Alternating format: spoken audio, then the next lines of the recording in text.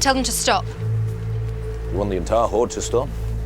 For how long? Until I command them otherwise. You're learning to talk like a queen. Not a queen. A Khaleesi.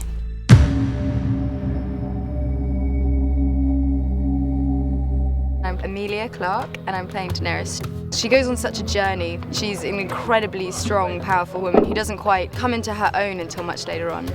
She is the blood of the dragon.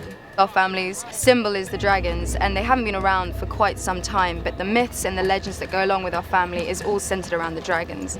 I think that there's always this essence of that within her that she doesn't quite realize until the moment of her wedding, when she gets presented with the dragon eggs, and there's this connection she can't quite explain. It blossoms into that being what gives her her strength, and that's what she goes back into every time. That's like where her resolve is.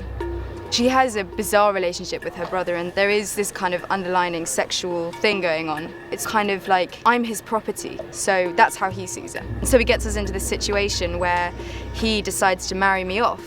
He uses me as a pawn to try and get what he wants. When they write the history of my reign, sweet sister, they will say it began today. The wedding starts off, we have the presentation ceremony. I get to stand, and Khal Drogo takes a good look, decides that he likes me, so then that's it, I'm gonna get married. Where's he going? The ceremony is over. But he didn't say anything. Did he like her? Trust me, Your Grace. If he didn't like her, we'd know.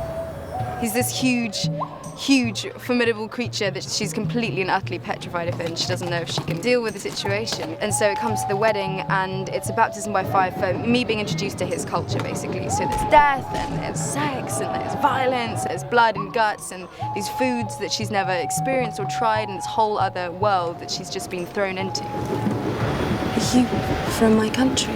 It's a Jorah moment of Bear Island. I served your father for many years.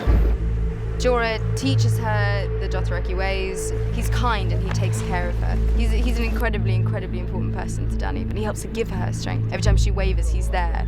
Every time she's kind of unsure about something, he's there, and he helps to just make her stronger and stronger, and I think she really trusts him. What do you pray for, Sir Jorah? Home. I pray for home too.